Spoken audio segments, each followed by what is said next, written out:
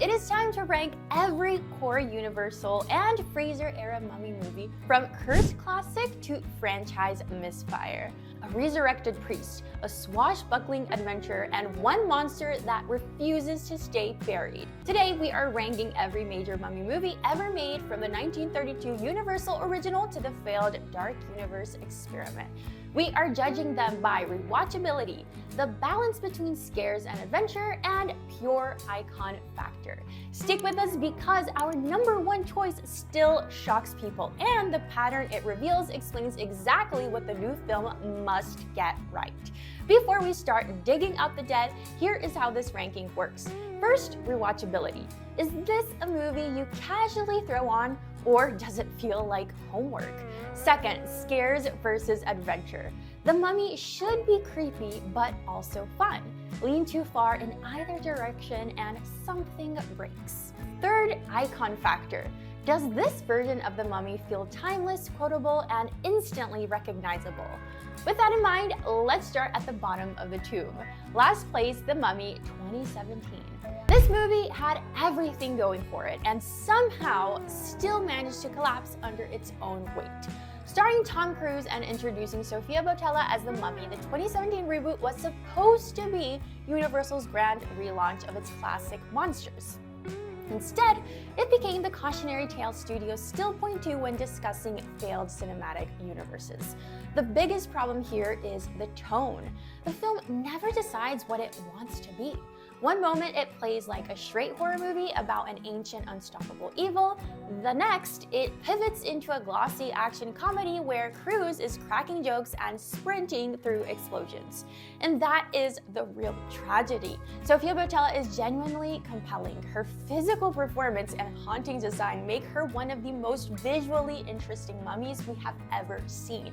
When the camera stays on her, the movie briefly comes alive.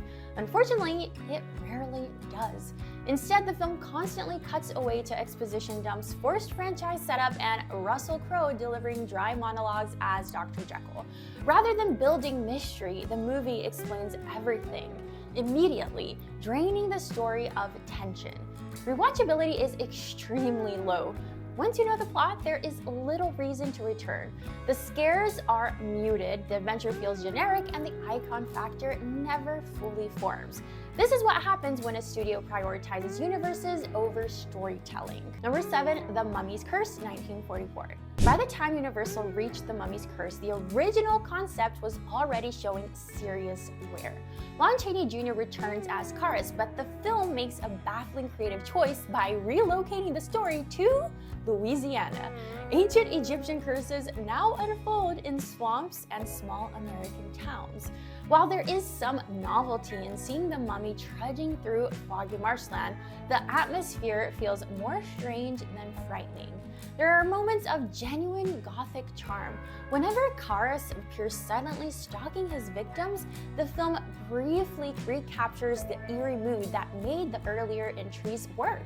Unfortunately, the story feels repetitive and the low budget is impossible to ignore. This is more of a historical curiosity than a must-watch. If you want more horror lore breakdowns like this, then hit subscribe.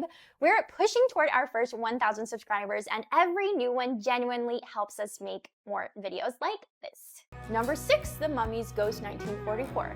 Released the same year, this entry slightly improves the emotional angle. The Mummy's Ghost leans harder into tragic horror, portraying Kharis less as a mindless monster and more as a doomed servant trapped by ancient rituals. There is a melancholy quality here that sets it apart from other sequels. The emotional angle is interesting in theory, but the execution is uneven. Even by 1940s standards, the pacing moves slowly with long stretches of dialogue and minimal tension.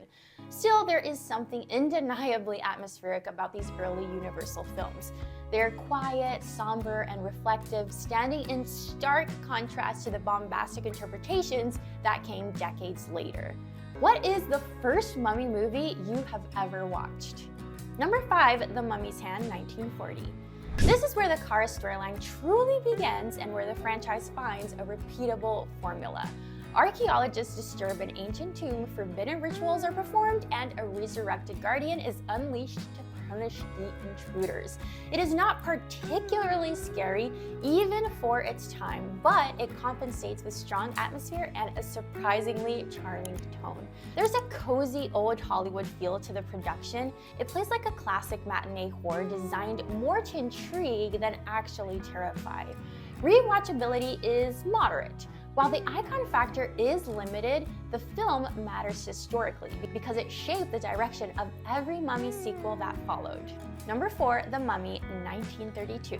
This is where it all began, and it still holds a strange hypnotic power. Boris Karloff's Imhotep is nothing like the action-oriented mummies that followed. He barely moves. He rarely raises his voice.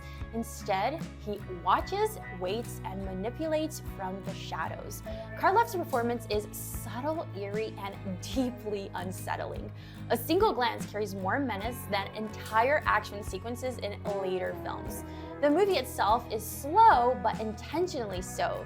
It relies on mood and implication rather than spectacle. While modern audiences may find it dated, its icon factor is undeniable. This version of the Mummy feels dangerous without lifting a finger.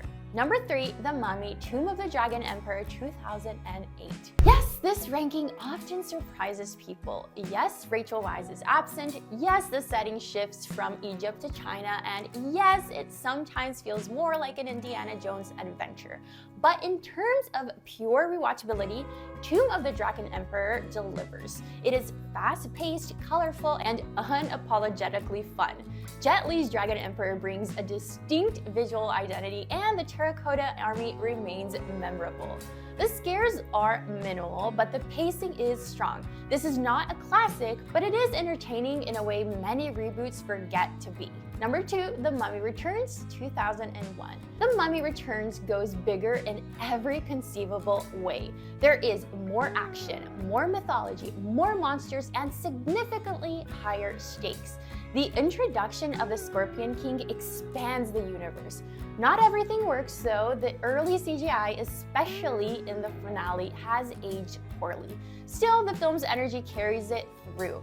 What truly holds this sequel together is definitely chemistry.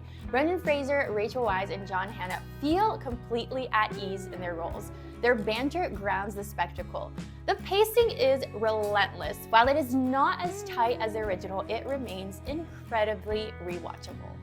Number 1, The Mummy, 1999. This is the gold standard, the benchmark, the reason every reboot struggles. Stephen Sommers' The Mummy strikes the perfect balance between horror, adventure, comedy, and romance. Brendan Fraser's Rick O'Connell is charming without being smug, heroic without feeling invincible. Rachel Weisz's Evelyn is intelligent, awkward, and endlessly likable. Their chemistry anchors the entire film. Arnold Vosloo's Imhotep is both terrifying and tragic. The practical effects combined with early CGI still hold up because the film prioritizes atmosphere and character. Rewatchability is off the charts. You can drop into this movie at almost any scene and instantly enjoy it. Most importantly, this film created an icon. When people think of the Mummy, this is the image that comes to mind. We ranked every major Mummy movie by rewatchability, scares, and icon power, from forgotten sequels to a timeless classic that still defines the genre. With a reboot coming, the lesson is clear. The Mummy works best when the adventure, horror, and character stay perfectly in balance. Until next time, keep the curses cinematic.